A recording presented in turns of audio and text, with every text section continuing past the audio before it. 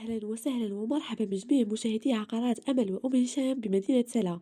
ومع عقارات أمل وأم هشام دائما انتظروا الجديد العقاري بجميع معاملاته، سواء شراء كراء رهن وحتى بيع. بالنسبة للمشاهد كي شاهدنا أول مرة من خلال هذا المقطع الفيديو، ما تبخلوش علينا متابعة والاشتراك في قناتنا مع تفعيل زر الجرس باش يوصلكم كل جديد، تحفيزا وتشجيعا لنا باش نزيدوا نقربوا لكم كل ما هو جديد في سوق العقار بمدينة سلا بمناطقها المختلفة.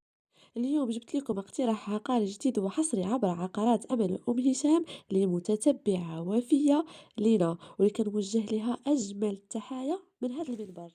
عشاق باب شعفة، هذا الاقتراح لكم. باب شعفة مدينة سراء القديمة، جبت لكم شقة ممتازة معروضة للبيع، محفظة بإقامة البدر المتواجدة خارج أسوار المدينة القديمة سلا. مساحتها الإجمالية 70 متر، تتوفر لنا على جوج ديال الغرف ديال النوم، كذلك صالون متسع، سيجور، مطبخ وحمام ودوش. وكل مرفق من مرافق هاد الشقة فيه نافذة اللي كيضمن ليها التهوية الجيدة.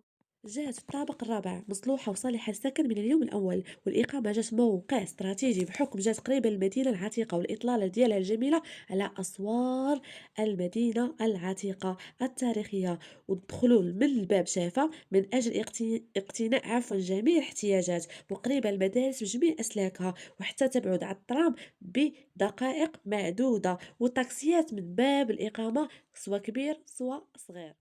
وتم البيع ديالها 48 مليون، قابلة للتفاوض وقابلة للنقاش، ومحفظة باش تبقاو مطمئنين. اللي عجبته مهتم باقتناء هاد الشقة الممتازة المعروضة للبيع المحفظة بمدينة سارة قرب باب شعفة بإقامة البدر، ما عليه إلا يتواصل معنا مباشرة عبر الأرقام اللي كتظهر لكم في الشاشة أو اللي كنخليها لكم في صندوق الوصف. وفي نهاية هالفيديو ما تبخلوش علينا بتفاعلاتكم وآرائكم، كتمنى على الراس والعين. بالنسبة للناس اللي كتشاهدنا أول مرة من خلال هذا المقطع الفيديو، ما تبخلوش علينا بمتابعة تشجيعا لنا باش نزيدو نحطو لكم عروض أخرى عامر بهم التليفون. إيوا خليتكم على خير وفي عرض عقاري قادم، وتحية طيبة لكم كاملين، ونهاية أسبوع موفقة وفي أمان الله.